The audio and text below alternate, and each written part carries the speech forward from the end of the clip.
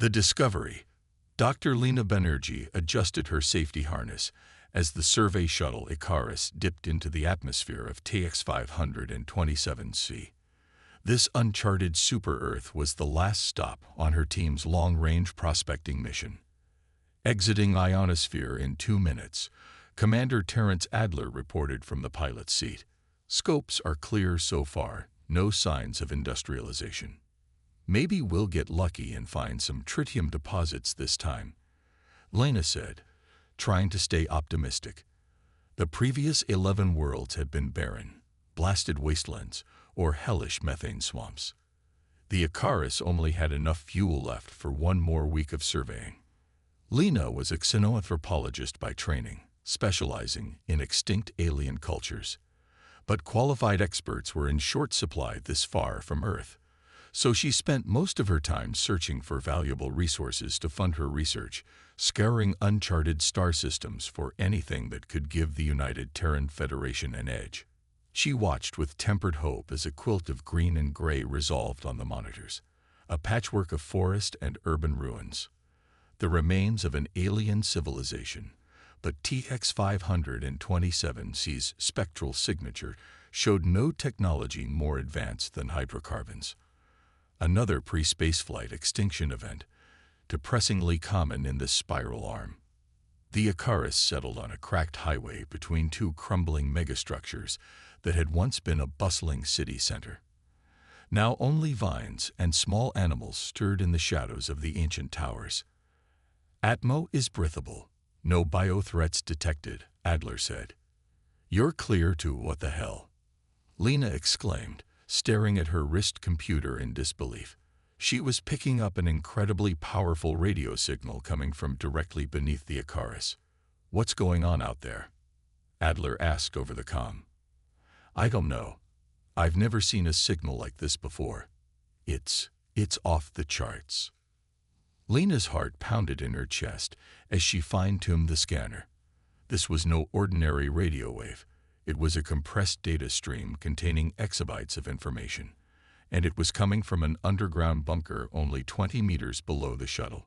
She patched the signal through to Adler's console, and they watched in stunned silence as schematics for advanced technologies scrolled across the screen.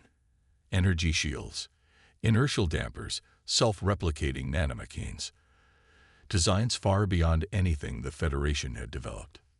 This is impossible, Adler whispered in awe.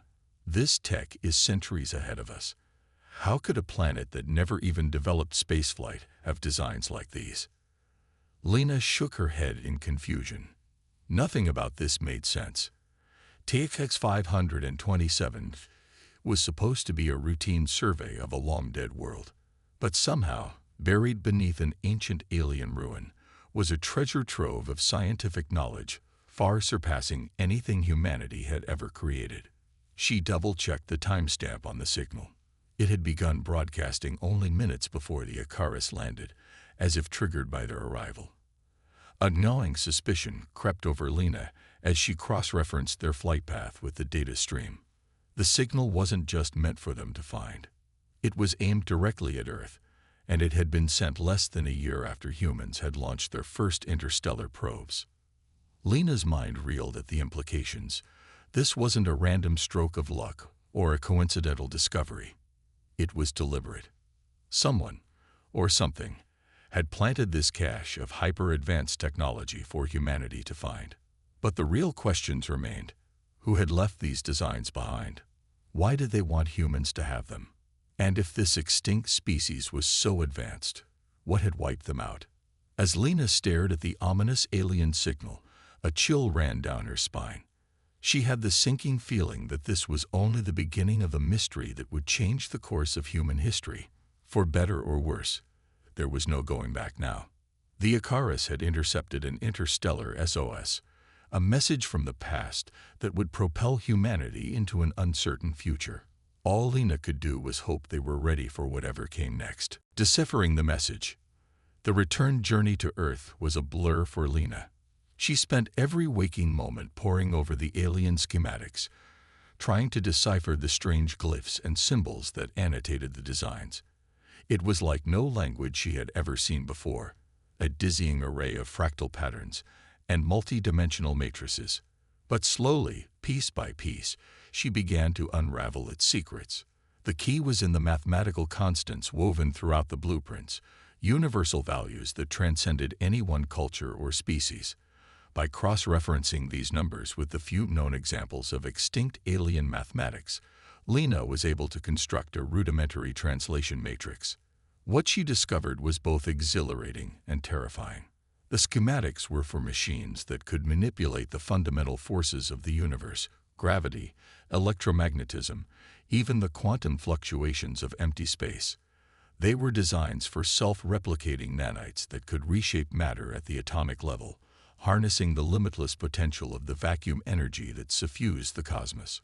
With this technology, humanity could build starships that could cross the galaxy in mere weeks. They could terraform barren worlds into lush paradises, construct megastructures that dwarfed planets, even control the evolution of entire species. It was the key to becoming a true interstellar civilization, but also to unimaginable destruction if misused. As soon as the Icarus docked at the Tycho lunar base, Lena was rushed into a secure debriefing chamber. For hours, she was grilled by Federation scientists and military officials about every aspect of the discovery. They demanded to know if she had shared the schematics with anyone else, if there was any chance the signal had been intercepted by other factions. Lena assured them that the data was secure, but she could see the hunger in their eyes. The same avaricious gleam she had seen in the corporate prospectors and rogue states that prowled the uncharted systems. In the end, it was decided that the alien designs were too dangerous to share with the public. They were classified as top secret and handed over to the Federation's most advanced research division, the Prometheus Initiative. For months, Lena worked feverishly with the Prometheus team to test and refine the alien technologies. They built prototype nanites and vacuum energy harvesters, marveling at the sheer power they could wield. With each successful experiment, the possibilities seemed to grow exponentially. But so did the risks. The more they delved into the alien designs, the more Lena began to question the wisdom of their rapid development. The technology was so far beyond anything they had ever created. How could they possibly hope to control it? What if something went wrong? There were already whispers of dissent among some of the scientists, those who argued that they were tampering with forces they didn't fully understand, that they should proceed with more caution, conduct more safety tests before pushing ahead. Lena tried to raise these concerns with her superiors, but was brushed aside. The pressures to unlock the full potential of the alien technology were immense. The Federation had poured trillions into the Prometheus Initiative and expected results that would give them a decisive edge over their rivals. So the experiments continued at a breakneck pace, heedless of the growing signs that something was amiss. Nanites that deviated from their programmed parameters, energy fluctuations that defied explanation. It all came to a head when Lena discovered her assistant, Zach, in the restricted nanofabrication lab after hours. He was hunched over a console, frantically downloading encrypted files onto a portable drive. "What are you doing?" she demanded, already dreading the answer. Zach spun around, his face pale and slick with sweat. In his hand was a prototype nanite injector, and the barest glimpse of a corporate logo tattooed on his wrist. "I'm sorry, Lena," he stammered, backing away slowly. "They promised me a fortune. I couldn't resist. But this is too big. We can't let the Federation control this technology. It belongs to everyone." Before Lena could stop him, Zach jammed the injector into his neck and fled the lab, disappearing into the bowels of the Tycho base. Alarms began to blare as the automated defense systems detected the intrusion and unauthorized data transfer. Lena could only watch in numb horror as the Prometheus labs descended into chaos. It was too late. The alien designs had escaped containment, and now the entire solar system would pay the price for their hubris. The betrayal. In the days following Zach's betrayal, the Prometheus Initiative descended into chaos. The full extent of the security breach became painfully clear as reports flooded in from across the solar system.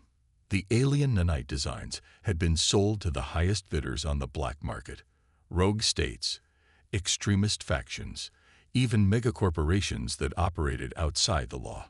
Each group was racing to unlock the secrets of the technology for their own gain, heedless of the consequences. Lena watched helplessly as the situation spiraled out of control. Attempts to contain the spread of the nanites proved futile. They were too versatile, too easily replicated. Within weeks, the illicit nanofabrication labs had sprung up on every inhabited world and orbital habitat. At first, the effects were subtle: a sudden surge in industrial accidents as rival factions sabotaged each other's infrastructure, an uptick in assassinations and disappearances as they vie for control. But as the technology proliferated, the incidents became more overt and destructive. Entire cities were consumed by out-of-control nanoswarms, disassembled atom by atom, and reformed into nightmarish structures that pulsed with malevolent purpose. Rogue replicators hijacked asteroid mines and automated factories, repurposing them into ever-expanding hives bristling with weapons. The delicate balance of power that had maintained an uneasy peace in the solar system for generations was shattered in mere months. Old rivalries and grievances re-emerged with a vengeance, now supercharged by the godlike potential of the alien technology. Lena could only watch in despair as everything she had worked for crumbled around her. The Prometheus Initiative was disbanded, its members scattered to the winds as they fled the chaos engulfing the inner system. She retreated to her old cynoanthropology lab on Mars, trying to make sense of the calamity they had unleashed. As she pored over the original alien schematics, a sickening realization began to dawn on her. The designs were not just advanced. They were too advanced, too perfect. They fit together with an elegance and efficiency that seemed almost supernatural, anticipating every potential flaw and exploit. No natural evolutionary process could have produced such optimized plans. They had to have been designed. But for what purpose? And why seed them for humanity to find? As Lena grappled with these questions, a new wave of reports began to filter in from the outer reaches of the solar system. Garbled accounts of strange structures rising from the ice fields of Europa, eerie signals emanating from the depths of Titan's methane seas, and whispers of something ancient and unfathomable stirring in the black gulfs between the stars. With a mounting sense of dread, Lena realized that the alien technology was not just a tool or a weapon, but a catalyst for something far more profound and terrifying. A test, or perhaps a trap, that humanity had blundered into blindly. And now, as the flames of war and chaos spread across the solar system, Lena knew that she might be the only one who could unravel the true nature of the designs before it was too late. The key lay buried in the ancient alien ruins where they had first discovered the signal. She had to go back to TX 527C, and confront the mystery at its source. But first, she would need help. Lena activated an encrypted comm channel and took a deep breath. It was time to call in some old debts and assemble a team crazy enough to embark on a suicide mission into the heart of the unknown. The fate of humanity hung in the balance, and the clock was ticking. Chaos unleashed. The war had begun in earnest. Across the solar system, rival factions clashed in a brutal struggle for supremacy. The alien technology had given them the power to reshape worlds and build vast fleets of warships, but also to unleash horrors beyond imagining. In the asteroid belt, renegade mining colonies had been overrun by swarms of self-replicating nanomachines, their once orderly excavations transformed into writhing hives of twisted metal and pulsing circuitry. Shipyards around Mars and Luna churned out sleek, deadly vessels bristling with exotic weapons, only to have them destroyed or subverted by sabotage and cyber attacks before they ever left orbit. The death toll mounted into the millions as the battles raged on, each side desperate to secure a decisive advantage. Weapons of mass destruction that had been banned for centuries were unleashed without mercy. Grav bombs that crushed entire cities into singularities, dark energy lances that ripped through shields and hulls like tissue paper. But the greatest threat came from the alien nanites themselves. They were evolving at a terrifying rate, mutating into ever more destructive and unpredictable forms.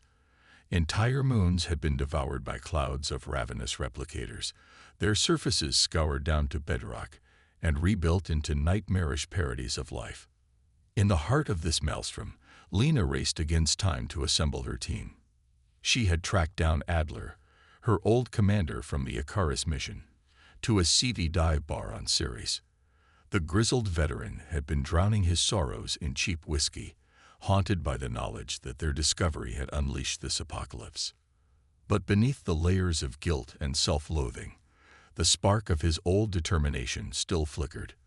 When Lena told him of her plan to return to TX 527C and uncover the true nature of the alien signal, he didn't hesitate. "If there's even a chance we can stop this madness, I'm in," he growled. Next, they sought out Dr. Elena Ramirez, the brilliant nanoengineer who had been Lena's rival in the Prometheus labs. Ramirez had gone underground after the program's collapse, pursued by corporate assassins who sought to control her knowledge. They found her holed up in a derelict orbital station, surrounded by jury-rigged nanofabricators and salvaged computer cores. She had been working feverishly to unravel the secrets of the alien designs and to find a way to stop the self-replicating horrors they had spawned.